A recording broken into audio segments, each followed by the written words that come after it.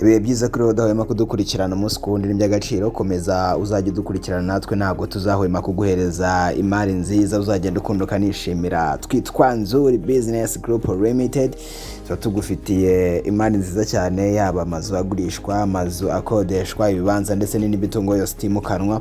Mu gihe washaka kimwe muri ibyo ngibyo wagana Nzuri Business Group Limited. Mu gihe nawe ufite umutungo wari wo wose utimukanwa ushaka kugurisha, watugana tukagufasha gushaka abakiriya bawugura mu gihe gito cyane ahantu hawe habaga hagurishijwe.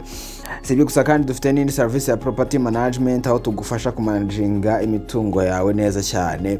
Ibyo nabyo tubikora nk'abaprofessioneri. Ikaze cyane rero muri Nzuri Business Group Limited, izo service zose niho wazisanga. Kuri uyu munsi rero nk'uko uri kubibona, tugufitiye amazu menshi ari mu gipangu kimwe giherereye i Kagugu Ibatsinda, kirimo amazu 4, icyumba kimwe na salo, hakabamo n'indi nzu ifite ibyumba 3 na salo ndetse na annex.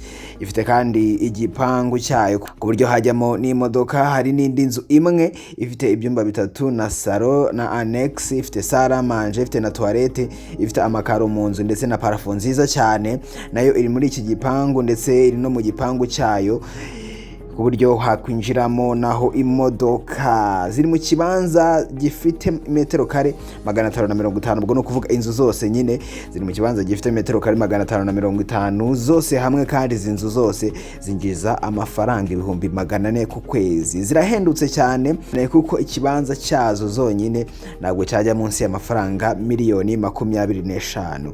Igiciro cy'aha hantu hose n'amazu yose arimo ni 50,000,000, ariko uzishobora no kuganirwa. Uramutse ushaka ibindi bisobanuro nyine kuri ayo mazu, kuri iki gipangu nyine cyose, wahamagara 07788687 cyangwa ugahamagara 0788230123. Ushobora kandi no kudukurikirana ku mbuga nkoranyambaga zacu zose, haba kuri YouTube, Instagram, Facebook ndetse na Twitter. Wanditse Nzuri Market tutangira kutubona ndetse no kudukurikirana, bityo imari zose dufiteho n'izindi tuzashyiraho ukazajya uzibona mu bambere 5/5. Dufite n'ahantu dukorera. Uramutse ushaka kudusanga kuri biro, dusanga ku Muhima hafi inyubako yaho zikoreramo Yamaha, neza ugeze muri Feruje zo ku Muhima uhita ubona inzu y'amatafari ahiye yanditseho Shema House. Aho ngaho niho dukorera.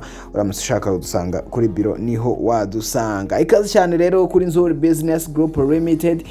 Icyo usabwa ni kimwe no gukora subscribe kuri channel kugira ngo imari zose uzajye uzibona 5/5. Niwagirwe gukora share ndetse no gusharinga nyine ku nshuti zawe n'abavandimwe, kugira ngo nabo babone izi mari tuba turi kugenda tukugezaho 5/5. Ikaze cyane rero muri Nzuri Business Group Limited.